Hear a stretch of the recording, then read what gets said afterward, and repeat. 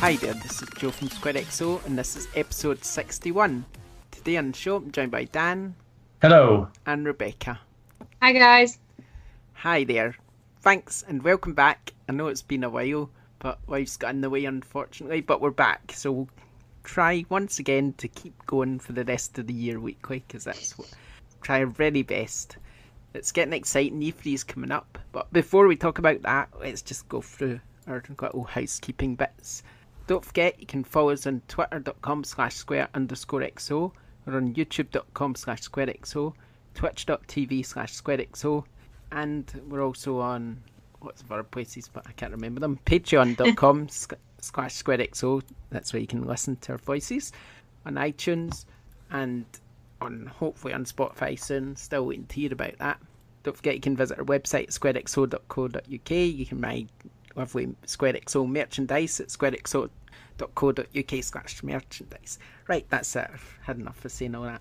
On back us on Patreon as well. Right. Whew. I just thought I'd get all that out of the way. Right, okay, so E3 is coming up soon. So let's tell you what's today on the show, because it could be E3 related. Okay. Today on the show we're going to be talking about the news, obviously, like we always do. And then we're going to be delving into some E3 rumours. We'll have our user questions. We'll talk about what we've been playing. And then, am I missing anything? And then we'll wrap up, is that right? No, that's everything. Yeah, I think so. Good. So that's today on the show. So let's get on with gaming news. Okay, right, you can tell I'm out of practice a little bit, but hey, not too bad. Okay. It's so warm in this room. It's warm, yeah. You might hear me going, oh, it's too warm. I have quite a lot today. I'll try my best. I put the fan off because I thought it was going to interfere with the podcast. So, okay. Right, the first bit of news I've got here is Telltale Games delay The Wolf Among Us second season into 2019. To be honest, I've not played the first season. I've played most Telltale games, I think. I don't think I've missed many apart from Walking Dead and Wolf Among Us, to be honest. I think I own them, but I don't think I've actually got round to playing them yet. Anyone else played Wolf Among Us? No. I've only played The Walking Dead and Game of Thrones. I hear The Wolf Among Us is actually meant to be one of the best ones, so I should probably get round to playing it. I'm sure I will one day. Okay, I wish Nicole was here for this next bit. Battlefield 5. That's all been announced now. Apparently it is a Fortnite-style building tool, and it ditches the season pass and is out this October. Now, I'm not really a huge Battlefield fan, if I'm being honest. I mean, I kind of like it for about 2 minutes. I'll play it for a bit. It's quite fun playing your friends. I guess I've played it with my friends a few times, but I'm not really into it that much. But I know a few things about it. There's going to be co-op coming now. A dedicated mode for 4 players set in various scenarios that's being pitched as a bridge between single player and multiplayer for new players. So basically it's called Combined Arms. So you play that with your friends and then you can jump into the all-out multiplayer and get it Couch co-op or online? I think it's probably online. I don't know 100%. I'm not okay, but I get the feeling it'll be online. That's the feeling I get. So yeah, I don't know 100%, but I saw a little bit about it, but I wasn't really paying that much attention, to be honest, because I've got no that much into Battlefield. So, but I noticed it had quite, and saw my friends talking about it as well because they were quite excited because they quite like Battlefield. They all play together, so I might play with them at one point, but I'm not that fussed. Sony's VR market growth is below expectation, apparently. Sony says that they expected VR to have grown and sold a lot more by now. They're not just talking about themselves, they're talking about just the VR market in general. Yeah. Which I think PSVR sold 2 million units last time out. I'm sure it was something like that. So I think it came out in... When did it come out? 3 years ago? Oh, I want to say 2016. Yeah, I think you're right. I think it was 2016. So 2 years. Yeah, well, I think it was towards the end, though. I think it was November, October time. Yeah, 18 months it's probably been out. Yeah. Yeah, so I think since then it sold 2 million, which isn't too bad, but when you think of how many PS4 or even how many Switch sold in that time, it is still quite a niche product, isn't it? October I wonder, 2016 it came out, by the way. There we go. I wonder when companies will start cottoning on to the fact that maybe we don't want this, because they pushed 3D for a bit, didn't they? And that kind of then died. They pushed Move, that died. Then VR. And I've always been a bit skeptical over VR, and people that have listened for a long time will know that. But, like, I don't know. This is just, isn't it plainly obvious that good games sell hardware, and VR has had no AAA games. So why would anyone buy it? Yeah, I mean, the thing is, I mean, now, obviously I own VR, so I'm a bit of an advocate for it. But I like it. But it's the thing that makes me like it is all the indie games. So it's to me, it's just got Vita all over again. It's kind of like Sony's just leaving everybody else to it. All these smaller developers who sort of got the imagination and the time to think to themselves, right, I'm going to make this cool idea for VR and not. So I'd say probably every game I've played for VR, the indie ones are my favourites. Sony's ones that they've made an effort with, none of them really appeal to me. Things like, I mean, the Deep and all that, it's quite good, but it's more a demo. I mean, that PlayStation Worlds is a demo disc, really. It's just a sort of collection of mini games which they aren't really that long or anything. I mean, and I'm trying to think, the other Sony one they did, the Gorilla one, that made me feel sick. Wipeout and things, I mean, they made me feel sick, so they don't really appeal to me. Until Dawn, Rush of Blood, I mean, I can think of the ones they did, and none of them really stand out more than something like, say, Job Simulator or Rick and Morty or that Moss. I mean, you do wonder whether that comment will affect what they were doing with PS5. Because imagine if VR was PS5, and in order to use the home console, you had to have that. Kind of, you wonder if it was some kind of experiment to see how well it was adopted and how quickly the technology could move on and things like that. And maybe if it's not happening, do you think they'd drop it for PS5? I know they've said they won't, but I think it'll be baked in. But 2 million units out of, what have they sold? 75 million.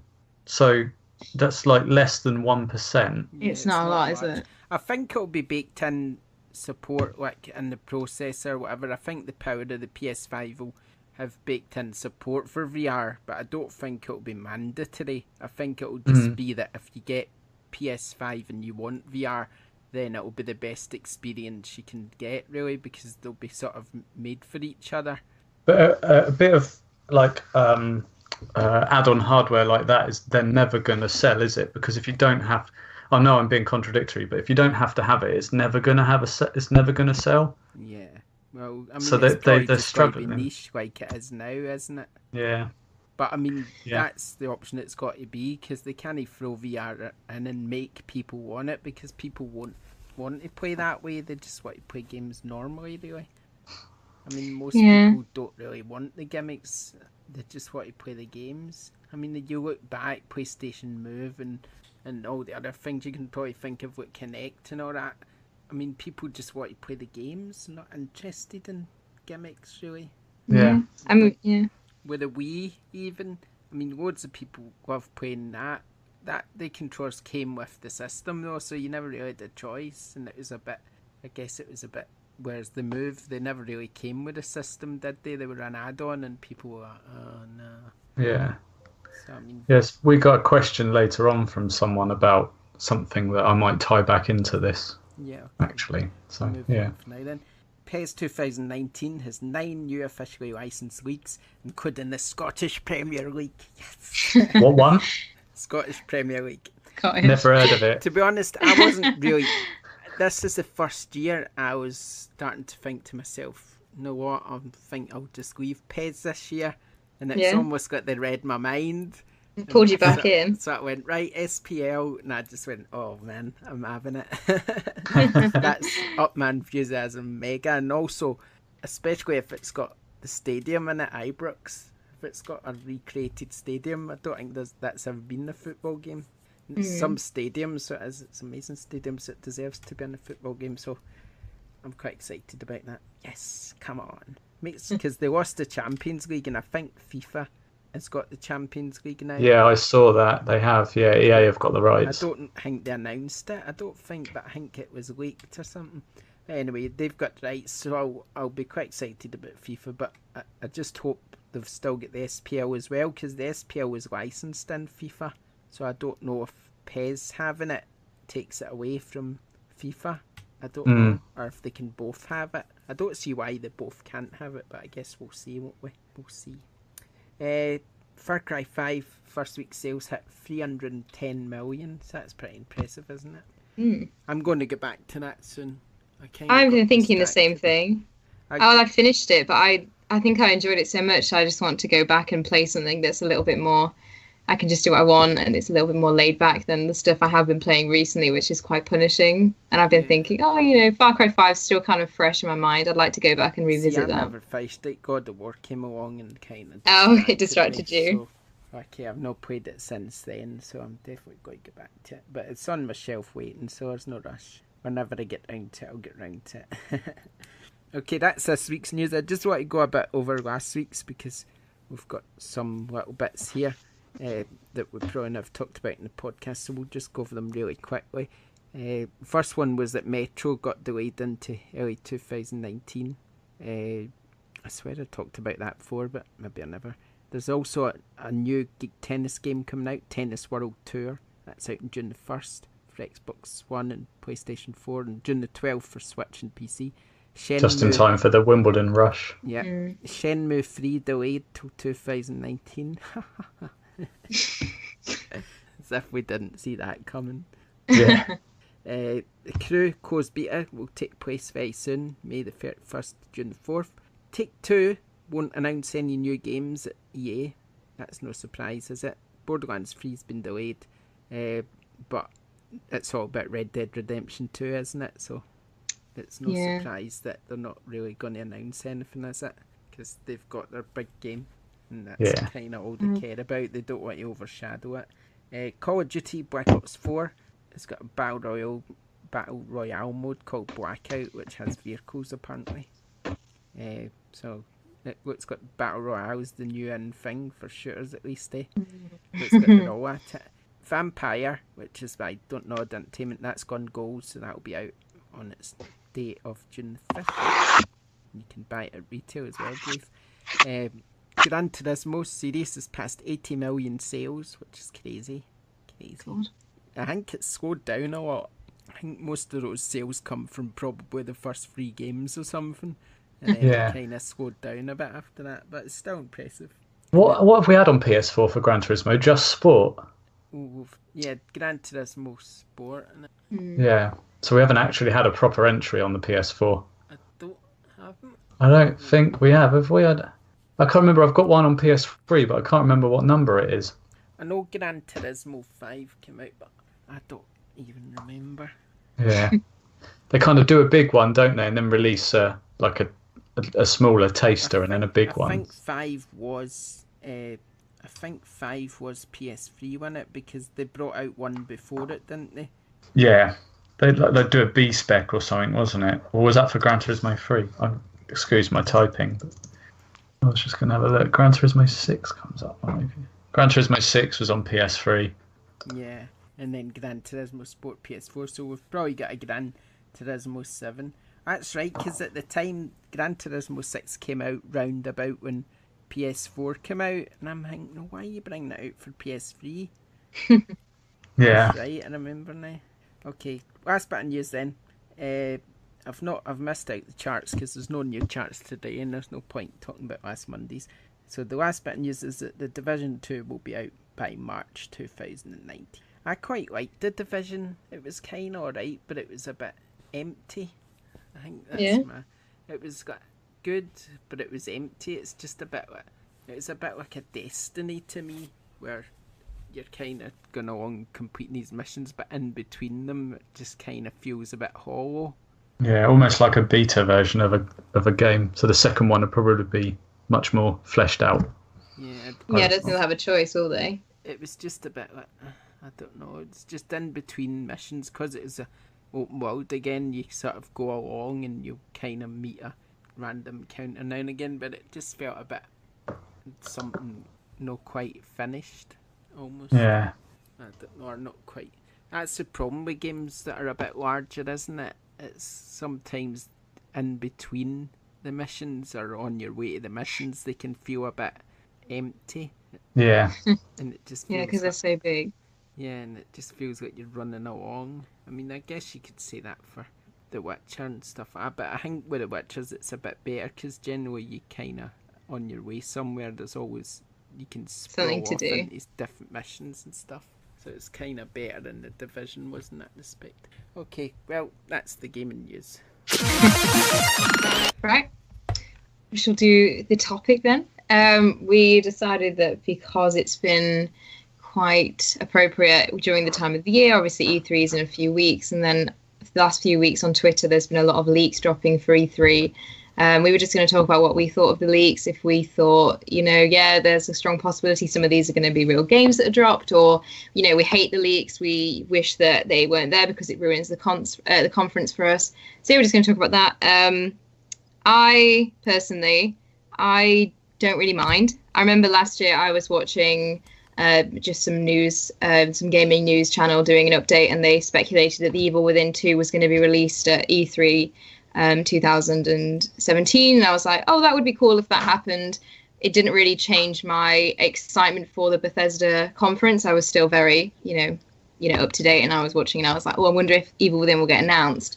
And then when it did get announced, I was still happy, and I was so excited for it. It didn't sort of diminish my excitement knowing that there was already a strong possibility for that game to come out. So I don't mind the leaks. I think, if anything, they're quite exciting. My partner, he believes everything he sees. So you could basically write a leak about his favorite game that's never, ever going to come out, and he'd be like, oh my gosh, this is it. It's confirmed. It's happening. But I like to look at them with a little bit more, consideration. Yeah, this could happen. Is there a possibility? Yes, no. Is this developer working on this? They could be. They might not be. There's no way because the first one received bad critics. So I think they're quite exciting. I do really enjoy looking at them, and I won't shy away from looking at them. I just think that they sort of hype me up for the conference a little bit more. So I'm all for them. I think they're great. As I said, I will never stop investigating. If someone says, oh, we've seen this leak, I'll go and I'll look at it straight away and have a bit of a laugh at some of the ridiculous things that get posted on them. Some of the things you're like, well, that's probably not going to happen, but it's fun to think that there's a possibility for it in there. So yeah, just wanted to know what you guys thought. I think there's probably two types of people. The kinds of people that like to know what they're being bought for their birthday, and the kinds of people that don't want to know what they've been bought and like surprises. I think this kind of probably falls into the same, or the same can be said of this, because for me, I'd rather not know. Yeah. Just because if I'm going to stay up till 2 a.m. to watch something, I don't want to be sent a list of something 2 weeks before to then kind of just run through that list, because it just spoils it for me in some respects. So, we've had games announced already, so that's fine. We know we're likely to see certain titles, Spider-Man, Days Gone, Last of Us. But if they're going to announce some new stuff, I'd rather kind of, when I'm awake and not many other people are awake in the UK and you're kind of watching it, you kind of feel like a little bit special. You're a bit like, oh, this is the first time I'm seeing this, rather than kind of like, oh, I knew this was coming. I don't know, why I don't know, why do you need to know before the event, I suppose? That's a rhetorical question. Yeah, it correlates with what you said about, because I love knowing like what's happening. Like, so for my birthday, I give people a list of things I want. I'm like, please don't buy me a surprise. I don't want a surprise. I want, if you're going to get me anything, here's a list of things that I either want or I need, and get it off there. But I think I always look at the leaks with like a grain of salt. I always look at them and think, well, that does say that, but we won't know until the night. You know what I mean? There's no 100% certainty, unless obviously the developer goes, yeah, this is happening. Just the leaks that are populated by rumors, and the leaks that obviously people spread around, even if they are, solid and concrete evidence that they could happen, I always think, that would be amazing, but I will wait until the night until I see it. And I think for E3 anyway, we've all watched the conferences before. I think there is something just exciting about watching the conference anyway that makes you feel like I'm witnessing something. I am one of the people who's witnessing, the first reveal of this game, or the announcement of the release date or the trailer. So I think I'm still sort of I'm just excited regardless. I mean, like I said, last year at Bethesda, I was still really excited when they announced Evil Within 2, even though I'd heard rumours and I'd heard leaks that it was a strong possibility it was going to happen, because I obviously like the franchise, and I thought, oh, well, I'll get to see something. I'll get to see a confirmation. That still kept the excitement up, if you know what I mean. See, to me, as a football fan, I love reading the newspapers. Yeah. Especially when it's got the end of the season and the transfer window opens, and you get all these rumours going, can you get all these new players, and you think, no, that's exciting, is it going to happen? And it's a bit like that for me. I just kind of get excited at the thought of these things that could happen. And to be honest, I mean, in 10, 11 years, whatever, writing about games, I've seen so many leaks at E3, and barely any of them ever get it right, especially these ones that with a lists of what's coming out and stuff, or what's going to be there. It's very rare that they get it spot on, to be honest. I mean, I think it happened 1 year with Xbox, where basically just before the conference, I think it was basically all leaked. They said that would happen, did happen, and I think that was got a year or two ago that happened. But apart from that, I think generally they're pretty good at keeping stuff under wraps, because I'd imagine most companies got Sony and Xbox, and they're that kind of only keep it to a few people what's going to happen. So unless it kind of leaks out during rehearsal or whatever. Exactly, yeah. I mean, I'm looking at one now, and it's there's one game on here that just makes me laugh, because I just can't see it happening. So there's one, and this leak is kind of a schedule for the entire every single show, and it tells what order they're going to do things in, and what they're going to reveal. And the fourth thing on the list for Sony is Heavy Rain 2: Children of the Origami Killer. And I cannot see that happening at all, especially with, Detroit's, their new direction. I feel like, where could you go with the story of Heavy Rain now? Obviously, bring back more murders and more investigation. It just feels like something that's very unlikely to happen now that they seem to have, taken a step forward. But, could be a VR game, could be a PlayLink game. That's true, a PlayLink game. Considering how long it takes them, it'd be quite good in VR, Heavy Rain, actually. But considering how long it takes them to release games, I don't really see it. I mean, if they are going to announce it, then we probably won't see it for 5 years or something. But it might not be whatever they're called. Quantic Dream. Yeah, it might not be them. Yeah, true, but I can't really see them doing a game without it being them, really. I don't. That's because of their style. I just don't see anybody else doing it, really. Just because of the way they are. It is very interesting, though, because I've had a talk with people on my personal Twitter about this prior to the recording, and I've had pretty much the same reaction that we've had tonight. We've had people who, like Dan, they don't want to know anything. They'd rather they get up for a reason and they see everything firsthand without any spoilers. And there's people like me who are like, oh, I love finding things out. I'll delve into the leaks and I'll research them and see the possibilities. And then there's people like Joe's like, oh, I quite enjoy reading the rumors. And it's quite interesting that it divides everyone like that. Yeah, one of the leaks that you shared with us where it's got kind of question marks in it still. Yeah. So that's quite good, because it leaks everything that everyone already knows and that's probably obvious. And then it's like, oh, we don't actually know anything. We don't else. know. It's like it's clickbait basically a lot of the time, isn't it? I mean, it's just half of the things I feel like the leaks, people will just say, I really want this to happen, and then if that person is, I guess, influential, it picks up and people are like, oh, maybe this is going to happen. And, people who are at E3 and people who are involved with the rehearsal stuff, I bet that they get stuff taken out of context all the time, just from saying something. And I bet people are like, oh, this is definitely happening. This is confirmed. I feel like people, just like with everything else, I think people read into, one thing and they just sort of, they run with it. Yeah. Correct me if I'm wrong. Haven't Sony announced what they're talking about in their conference already? Didn't they kind of list the 4 or 5 titles?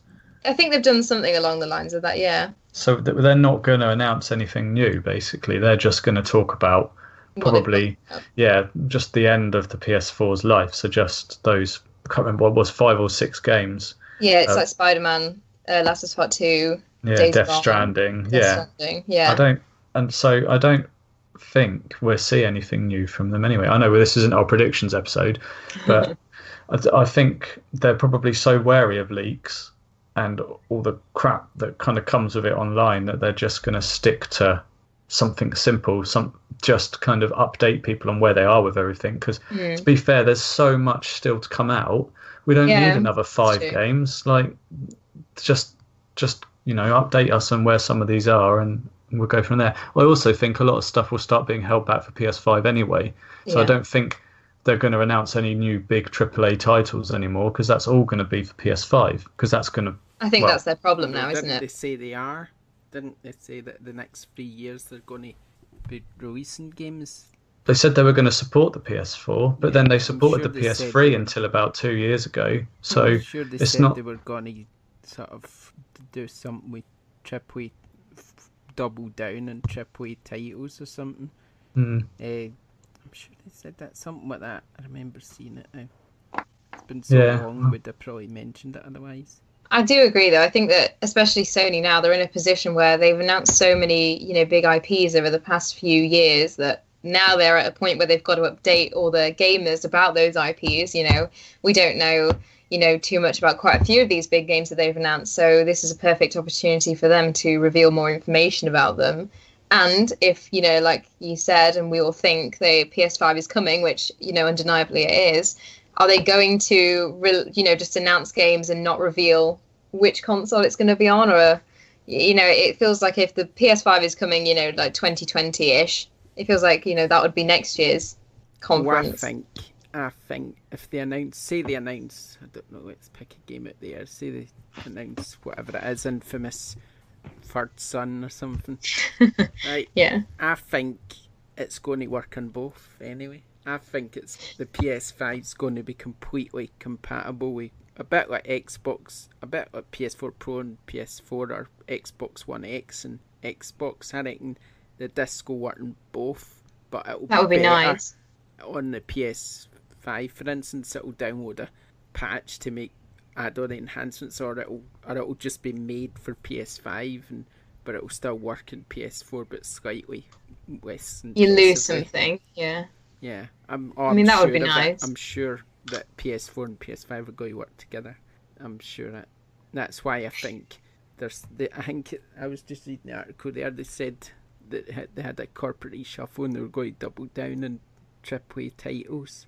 Yeah, so I remember seeing it before. That's why I looked it up. But they did say they're going to focus in the future and over the next 3 years or so, and in the future on AAA. So I get the feeling PS5 is going to work for PS4 and so on all the way through from now on, PS6, whatever. I'm sure this will always work. I'd still be super skeptical, but again, we're touching upon things we spoke about before. I don't think you give people a reason to buy something if you don't make it exclusive, if you don't make it desirable. So I'd be skeptical about that. But if you sell it well enough, you will. It's the games, isn't it? For Sony, it'll be the exclusives that they pair with it. Well, that's what I'm saying. There has to be PS5 exclusive games. Yeah. There has to be. Otherwise, there's just no point in upgrading. Yeah, that's true. See, I don't know, because if you think Xbox One X, I mean... Yeah, but it's a completely different thing, isn't it? Yeah, but just from the name, that's the same console. Yeah, so is the PS4 Pro. Yeah, exactly. But if Sony come out and go, here's the PS5... it's going to sell in its millions just because it says PS5. Not if they don't have to buy it. I don't think it will. Not if it comes out and it's £400. I think people need a reason to part with that much money. Yeah, but it's not necessarily games. I mean, if the games do work and they're better, but Sony go, here's the PS5, here's what it does. I mean, if it does things better than PS4 does, usually when Sony releases a new console, it does something that none of the others have ever done. When Sony release a console, it's not normally backwards compatible. Yeah, but things have changed, though. That's why I think it will be. Things have changed. That's kind of the expectation now, that you'll be able to play your PS4 games on it. It's just the expectation, and I think they've got to do it. And because I don't expect because PS4 is based on PC hardware, it's easy for them to do now. It wasn't easy with PS3, that's impossible because it's a completely different system, but this is based on PC hardware, so the next PlayStation will be too. So it's easy for them to make the discs work. It's easy. I can see why I love the way you say it's easy. You have no idea. Yeah. I like how it's possible. But anything's possible. Yeah, it's true. I can see both sides to it. I can see, I can see them not doing it more than I can see them doing it, just from a stance of it will sell. If people want a game and they say, sorry, you've got to have a PS5 to buy that game, I can see people going, I would do it. If it was a game that I wanted, I would, go out and I would get a PS5. I'd still keep my PlayStation 4, but I can see them, keeping it non-backwards compatible more than I can see them changing it. But obviously, that's just from what I know about PlayStation. You obviously have your own opinions. Yeah, what I think they would depends on the features. If there's a special feature, because I mean, if you think, say, just choose a game, Last of Us, for instance, you can play that on PS3, but you can play it on PS4 as well. But I mean, if you think the features of PS4 just as a system, you can take screenshots, you can capture video, you can share them with your friends and stuff. You can do things that you wouldn't be able to do on PS3, and it looks and plays better as well. So I mean, a lot of people might think, oh, I quite fancy that feature. So I guess to me it just depends what the system does as well, because obviously I think what they do, all the digital games will work. So if you've got a big digital library, I think that'll work. But I don't think your physical games will work. And I think that's how they'll start leveraging people towards the digital library as well, because they'll be like, well, if you've got it in your PSN, then you can download it and play whatever you want on your PS5, but the discs don't work. And that will be the kind of the caveat, or the way that they kind of sugarcoat it. That would be where I'd put my money, because they're still pushing PS Plus. They still push all the free games. You can keep the free games for as long as you're a Plus member. So then if you then buy a PS5, you're technically all your PS Plus games, if you trade your 4 in for a 5, are then redundant. And so I agree there may be some kind of backwards compatibility there, but I think they have to do something to make people upgrade. So I don't think they'd shoot themselves in the foot by making it fully backwards compatible. Maybe with a patch in like a year or 2 years' time, but not at launch. Yeah, in my opinion. We'll see, I guess. Yeah, it'd be interesting to see. Either way, it'd be interesting to see. But nothing's going to be said at E3 about it, is it? So no, it's a bit of a. We've gone slightly off tangent here. Yeah. So we had to see. I do. So is everyone happy with the talk? Finished talking about E3 leaks? Everyone happy about that? Yeah, I think so. I think like I say. Yeah. All right then. We can agree to disagree on it. Yeah, we will. Next week is going to be our actual E3 prediction, so that will be a fun topic to talk about. I think that's going to be a good episode. Yeah, and I think also, although we've said Sony might not show anything new, I think a lot of other devs are going to have lots of stuff to show, aren't they? So Sony will show new stuff, not necessarily a console, but they'll show new stuff. They might do the indie thing again, and they just do the indie section and they just throw about 50 games at you. Yeah, I like that bit. They'll have some AAAs to show. Maybe not. I'm sure they'll have at least one from themselves, but I'm sure they'll have some sort of exclusive third-party stuff at least, or second-party maybe even. But yeah, I'm sure they'll show some stuff. When is it? Is it? I want to say the 9th of June. The 9th, is it? So, hold on, that's a Saturday. Yeah, so our next podcast would be the 5th. If we do normally on the Sunday. It's normally on nearly every year. It's on the Sunday, Monday, Tuesday. The conferences. I mean, every year they're Sunday, Monday, Tuesday, as far as I'm aware. Yeah. So just having a look quick. I think it's probably Sunday, Monday, Tuesday. Sony, Monday the 11th, 2 a.m. Yay. So is that technically Sunday night?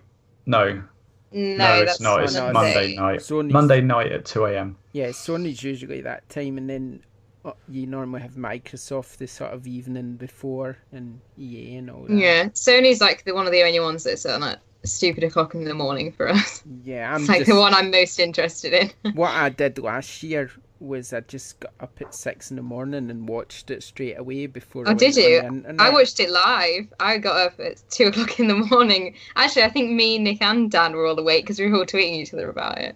I mean, I think we were. Yeah. That seems to be a good way of doing it, though. Just get up at 6 a.m, watch it as if it's live, and then you don't spoil anything, and you still feel quite awake. the next day. I just don't think I can do that. It seemed to work quite well for me, to be honest. Nah, I like watching things firsthand, so yeah, I'd rather be up. It's all right. It's all good. As long as it's a good show, I'll stay awake. Sometimes I sort of wake up at 2 a.m, even though I've not set alarm or anything. It's like a news radar kicking in. It just kind of wakes me up. It's done that a few times over the years. Maybe it's just because I'm so used to getting up at that time on that day. I don't know. Your body clock. Yeah. Okay, let's move on then to whatever's next. So we've got a few user questions that have been asked. We don't have as many as normal. I'm not as good at Nick as this, but we've got a few. So I'll start with the first one, which is from @JackRoxall on Twitter. And this is what I was going to tie into what we were talking about VR. So he's put, is there a potential E3 game reveal which would lead you to buy a console you don't already have? So for him, if Microsoft revealed a new Perfect Dark, he'd be tempted to buy an Xbox. So I think for me, if Naughty Dog said they're releasing like a Last of Us VR, like play The Last of Us in VR, that might tempt me to buy a VR. But do you think that wouldn't make you feel sick? I don't know. No idea. Don't know until it's I try. Quite fast paced, isn't it? Some bits in some, Last of Us. But I don't think anything that Microsoft reveal would make me. That's the only console I don't own. Yeah. So I see. So you're a bit limited. I mean, I have them all anyway. I've got the Xbox. I don't have the Xbox One X, but I've got everything else. So I mean, what would make me buy an Xbox One X? I don't know. An exclusive, price cut. an absolutely amazing, credible version of the new Elder Scrolls game or something that don't know. I don't know what would make me buy Xbox One X. I don't even think that would. I think I would just play it on PlayStation Pro. It'd be good enough. Mm-hmm. I'm not really into the graphics is like 10% better or whatever. Big deal. Yeah, it's a difficult. I think there wouldn't be anything that would make me buy an Xbox One X now. I think I'd rather just wait for the new consoles. Mm. Yeah, what about you, Becky? Mine's probably a matter of when and not if. I only have a PlayStation, so I've got quite a few options here. But I really like Animal Crossing, and if the Switch, finally announced the Animal Crossing game that I think everybody's sort of expecting, it just seems to be like a natural progression for the Switch. They're releasing all their classic titles. If the Switch announced the Animal Crossing game, or even with the Pokemon game release date, I think I'm gonna have to get a Switch because I need those games. I can't wait to play Animal Crossing and Pokemon. Do you think that Animal Crossing will be a state? You think it will happen? Of course it's going to happen. I think, I can't see it not happening. Yeah, this is Nintendo. They rehash everything every generation, don't they? I mean, every game's rehashed, and they always seem similar. They might but even you just still play them. They might even just remaster the 3DS one or something, because they've done quite a few remasters recently. So like to get it out quick. Yeah, that's true. I mean, I play that game still now, and there's a lot that I'm like, oh, well, it would be nice if this was in it and this was in it. But it came out in 2013, and I still play it, once a week, if not more than that. So I think it's just want something a bit, fresher, if you know what I mean. Yeah. I do like Animal Crossing. It's a good game. Yeah. Okay. Well, cool. Well, the next question is from Matt2004 Hop. And he has put, we may have talked about this before, but we'll ask it again now anyway. With Final Fantasy VII, Spyro the Dragon, Crash Bandicoot and Wipeout, etc. being remastered/remade for PS4, what other PS1 games would you like to see coming? For him, he'd like to have Destruction Derby, Tomb Raider 1, Ridge Racer, Command & Conquer. I was about to say Destruction Derby. But also agree with Command & Conquer. And I think I've talked about before Jungle Strike and Desert Strike. I think were they PS1 games? I don't remember, but I'd like to see them remastered in any case, whatever they were. Yeah. Awesome. I think they were probably PS2, what I remember, but still. They were Mega Drive, I think. Were they that old? Jeez. Yeah. Proper old school. What about you, Becky? I'm a bit... I think, the Derby one as well. I like that one. But I am a bit young for the PlayStation 1 era, so I haven't played. I mean, my first PlayStation console was the PlayStation 3, so I was a bit alien to the PlayStation 2 and the PlayStation 1. And I'm just trying to think what I played. At EGX last year, there's a retro section, and they have, what do they have? They've got a section that's just for retro games, and I did play a few things there. I played something called, is it Infamous? Does that ring a bell? Infamous, yeah. Well, there's one on PS4. The one on the PS4, but there one on the. I haven't played that one on PS4, so is it already there? No, there's the Infamous 1 was on PS3, and then Infamous 2 was on PS4. Oh, yeah. I mean, Sun as well. There was First Light. Isn't there? It's only the first two, isn't it? That are just. Yeah, I can't remember off the top of my head, but fair enough. So I never owned a PS1 anyway, but I'd quite like Metal Gear Solid 1 to be remade in the Fox engine now, so like in the Metal Gear 5 engine, but Metal Gear 1.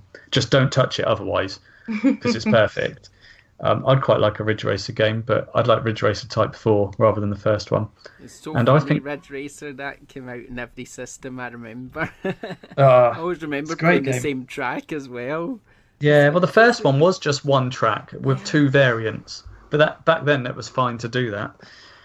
I think Dino Crisis should come back as well. Again, I've spoken about it before, but a new Dino Crisis game.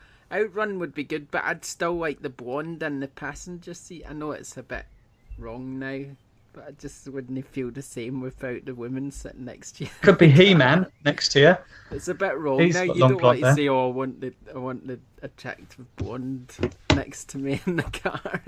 You've already done it. It's a bit archaic, isn't it? But still, it just wouldn't fit. Do you know what I mean? It's nothing to do with the fact that it's just the fact that that's what the game was. So if you took that away, it wouldn't really feel the same anymore. Do you know what I mean? It wouldn't be Outrun. It would just be something else. I don't really care about that though. I'm just saying that just make it feel the same game. But like Chase HQ, oh, I loved that game. I don't know what that was on. Oh, it was so good. I think that was PS1. Oh, that was one of my favourites. I absolutely loved it. You were basically a police car and you had to chase down the other cars and ram them off the road. Sort of ram them until all their health went down, and then that was it. Oh, that was great. I absolutely loved that game. That was one of my favourites. So good. I've just had a look at when the PlayStation came out, and it was 4 years before I was born. Yeah, crazy. which is why I have no clue about any of the games on the PlayStation, because I mean it was discontinued. Was it discontinued in 2006? So even then you should buy one. You should buy one and just buy a few of the classics. My brother-in-law's still got one, and it's at my mother-in-law's house, so I must go get it. And bring it to me. It's sitting in the loft or something, apparently. Just maybe buy like the top 10 PS1 games and just give them all a go. I wouldn't necessarily say you'd have to finish them all, because it might be a bit archaic and hard and a bit of a troll now, but just give them a try. Yeah. Yeah, there were some good. Like, even though I didn't own one, one of my best friends at school did, so I still spent a lot of time playing on it. Most of our time playing Pro Evolution Soccer. Good. So our last question. Oh, I'll fill in for Nick on that last one as well. She wants Croc. So if anyone is listening that can make Croc for Nick, then that's what she'd like remastered. Adam on Twitter @ADF86 asks, "Is there any games that you used to like but don't now?" I'll start because I wrote two down. But mine are a bit more like the game series. So I used to really like, or I did really like, the Batman Arkham series, but I never finished Arkham Knight. So I don't know if that means I just don't like it anymore, or I don't know, felt oversaturated. I didn't like Arkham Knight, but I liked the others. The bloody tank was blooming awful.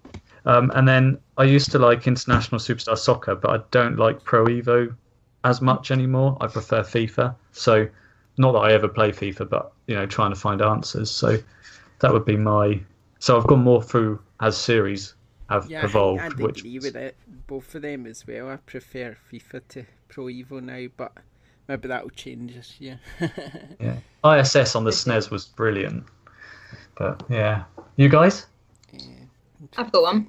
If you're still thinking. So I basically, when it first came out on the PlayStation as a dual copy with Heavy Rain, I really liked Beyond Two Souls, which obviously was Quantic Dream's game. It featured quite a few celebrities that were mapped onto the characters. So I quite liked that one. I think I played that about halfway through at least, and then just all of a sudden I was distracted by something else, and I never got around to it. And then recently I went back to it again, and I was like, I just don't like this at all. I don't know, I was just replayed it from the start, so all the same things I'd already done to try and get back into it. And I distinctly remember the first time I played it being really involved and really immersed in the gameplay, and I thought every second was amazing. And then when I played it back, a few months ago, maybe 6 months ago now, I was just like, I don't really like this. It feels a bit slow, it feels a bit tedious, I don't really get on with the story. So I traded it in. Might be one of the only games I've ever traded in, but I just thought, I just can't. I won't ever play it again. I don't know what happened to me. I don't know why I suddenly went from liking it to not liking it, but that's probably the only one, thankfully, which is nice to say. Yeah, I thought of another one then on that basis, because I loved Legend of Zelda Ocarina of Time when it was first released in '97, and I was at school and kind of really built up to the release and then played it and loved it. And then since then, I've tried to replay it on numerous consoles, and I just... Oh, yeah, because it's had a remaster. It's had remasters, I think, and it's been on Nintendo Virtual Console, and I think, I've even tried to replay it on the N64 like a while back, because I don't have one anymore, but I just don't like it anymore. For as great a game as it was, and as groundbreaking as it was, I don't know, it just hasn't aged well, I suppose. So, I mean, I've never liked... This sounds really bad. I'm going to get loads of hate for this. I didn't ever really like Ocarina of Time as a Zelda game. But I think that's because I played... Twilight Princess was my first ever Zelda game. And I think that they're so alike to each other in terms of, how dark they are. Yeah. I just think that I was like playing this. And obviously, Ocarina of Time is a lot older than Twilight Princess. There's nearly, 10 years between them. If not, there is 10 years. So I was just playing Ocarina of Time. And I was like, it's just a bit... I don't know.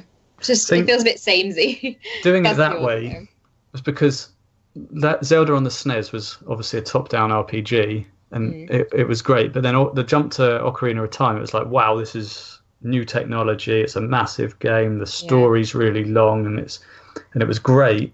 And then Twilight Princess kind of took that further, but the leap wasn't seen by fans, I don't think, as big. So between Link to the Past and Ocarina of Time wasn't as big between Ocarina of Time and Twilight Princess. But if you go and play Twilight Princess now, I think technically and in story and that, it's probably a better game than Ocarina of Time. But Ocarina of Time is held in fans' hearts a lot more because of what it stood for at the time. Exactly. Does that make sense? Yeah, I'm 100% agree with you there. Well, for me, it's got to be Call of Duty, I think, because I really like Modern Warfare. The multiplayer and stuff, it was all just new, and it was probably the first big multiplayer shooter of sort of the PS3 and Xbox 360. It was probably the one that sort of made it happen, really, for me at least. And then since then, they just sort of went off in one. I mean, they brought out Modern Warfare 2, Black Ops and all that, and none of them have really appealed to me since. That was the sort of shooter that made me think, oh, I like this, it's actually quite good. And then they started getting off in tangents with jetpacks and all sorts. They started bringing into some of the games and all these complicated systems and leveling up things, and it's just like, it was too much.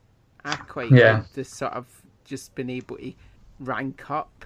You would just kill somebody and you'd get enough experience and you'd rank up and you'd maybe get a new bit of equipment. That was just keep it simple, and it was just quite nice when they kept it simple. But when they start adding all these complicated systems and all this equipment that's just too much, and it's just like, nah, I just can't bored anymore. Yeah, overly complicated. When games and sequels start to add too much and become overly complicated, it definitely isolates the fans of the series. It definitely pushes people away, probably more so than it brings in new people. Yeah, I think I just like, especially because I'm not a big fan of multiplayer games, so I think when it comes to multiplayer games, I just like when they keep it simple and you can just kill. You know that if you kill enough people, you'll rank up and you'll get a new title at Sergeant or Lieutenant, whatever, and you'll get the ability to unlock a new weapon or whatever. And I'm quite happy with that. being able to see your patches or whatever that you've earned. Just quite simple. I don't like all this complicated stuff. It's just stupid, I think. But, yeah. Well, that's all the questions. So should we move on to what we've been playing? Because I can segue into overcomplicatedness with what I've been playing. Go for it then. So I've not been playing much, but I've played a bit more God of War. Oh yeah. And do you not think, in some respects, that kind of like all the armor upgrades and all the, so I know you've not played it, Becky, and all of the all the things you put in the sockets of the armor, I can't remember what they're called now, like the enhancements and that, it would have just been a lot easier and simpler just to have kind of upgrades, rather than, I find every hour or so I've got to go into the menu or to the blacksmiths and get new armor and then move all my enhancements across and then upgrade a bit of armor, and then that bit's not as good as the old bit, so then I have to put the old bit back on. And I don't know, I've grown to like or to love the combat, but the whole inventory system just seems overly complicated for no real reason. Yeah, it can be. I mean, it depends how you treat it, really. I mean, I like the fact that the weapons get better and better.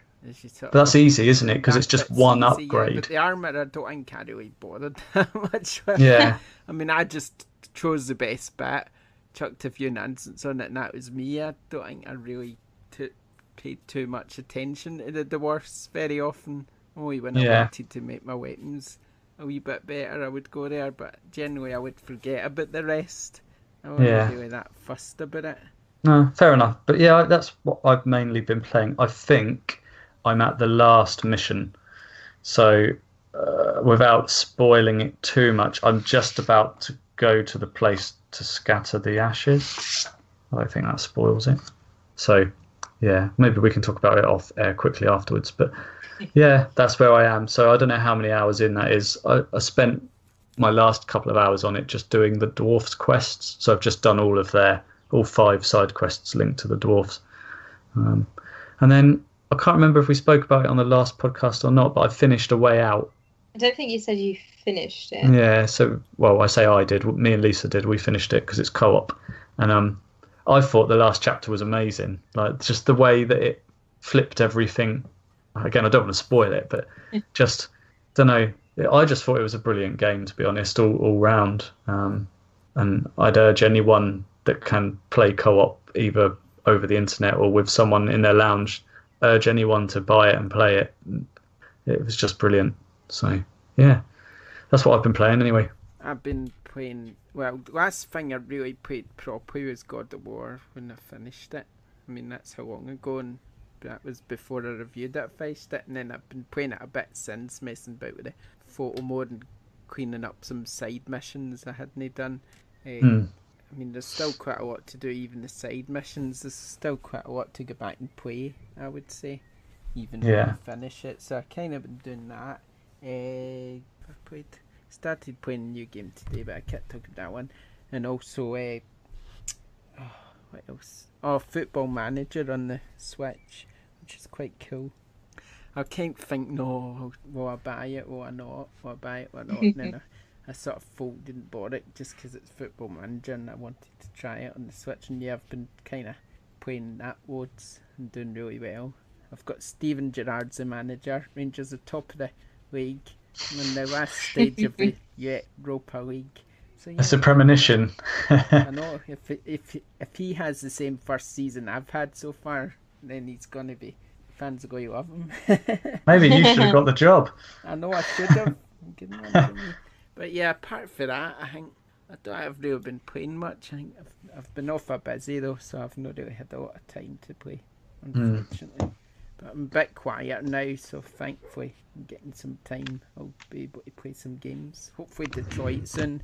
I was going to review it, but Sony's not sent it yet, so hopefully that will turn up, and then I can get on with the review for that as well. Hopefully they're listening. Yeah, I've only played the demo really so far, which was alright, kind of what I expected, to be honest. Didn't surprise me whatsoever. So yeah. That's a nice segue into what I've been playing then. I've been playing quite a lot actually. I'll do it in the order of what I've been playing. So I got to review Dark Souls Remastered for the Daily Star, I'm still kind of in shock about that. But it was really nice playing Dark Souls Remastered because I played all the other Soulsborne games in a weird order. I went Bloodborne, Dark Souls 3, Dark Souls 2, and now I've played Dark Souls 1. So I've done it in a weird order, but it was nice seeing where everything began. The remaster visually looks amazing. Everything flows really smoothly. It just sort of feels more... Obviously, it feels more current and up to date, but it's still got that nostalgic feel of, its release date, which was 2011. So that was really fun to play. Still ridiculously hard. Most of my gameplay before while it was under embargo was just consistent of me dying continuously to one boss and then being not able to vent my frustrations to everyone because I had to stay silent. Yeah. But I played that. That was the start of last week. I started playing that, and then on Friday I bought my partner Donkey Kong Tropical Freeze on the Switch because it's something he's wanted for a while. So we played that on co-op mode. I have actually played a little bit of that on the Wii U, so I already sort of knew what to expect. But it's a nice twist from Dark Souls. It's very vibrant. It's very it's a good completely fun. Different end of the scale. It's literally. Could not get more opposite than those two games.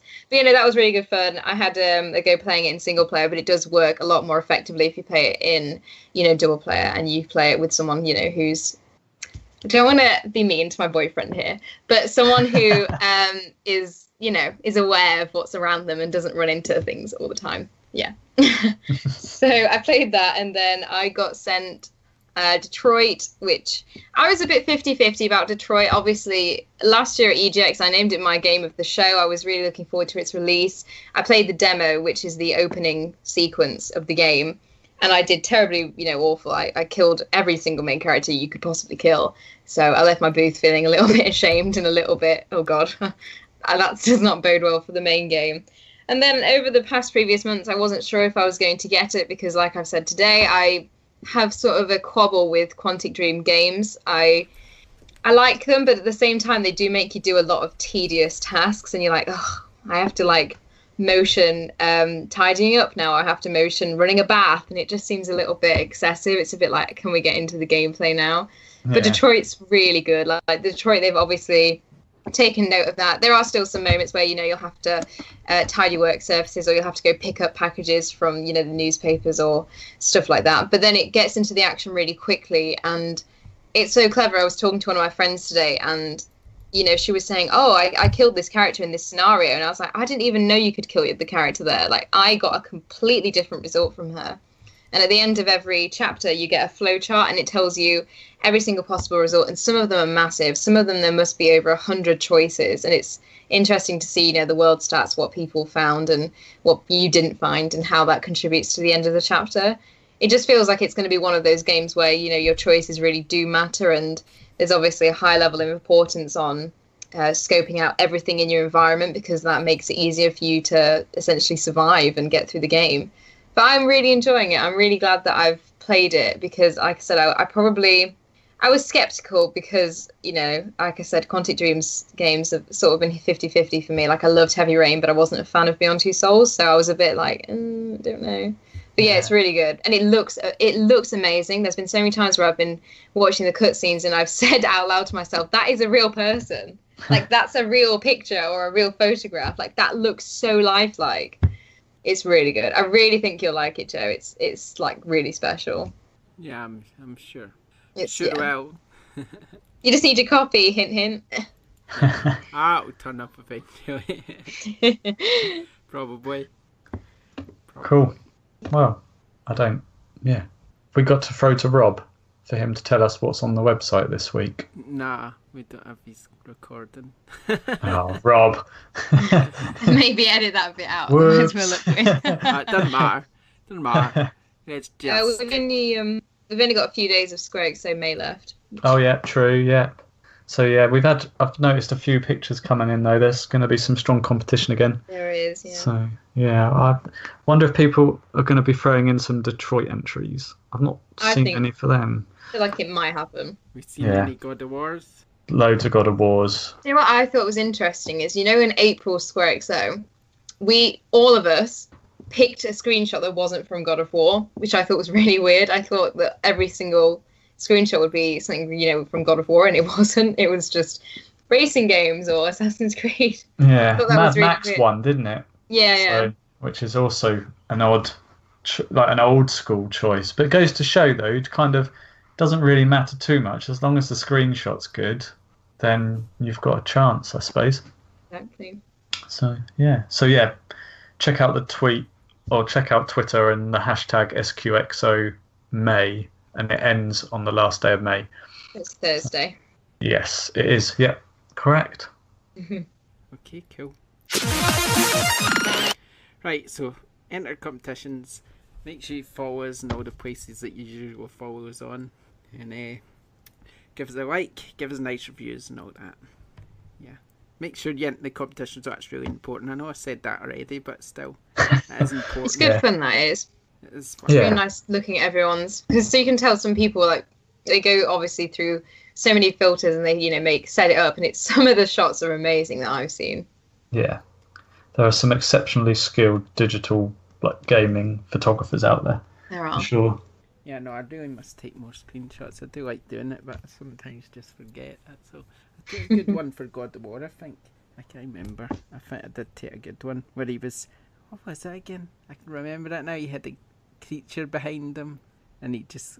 I can't remember. I put a tweet. Oh God, I can't remember.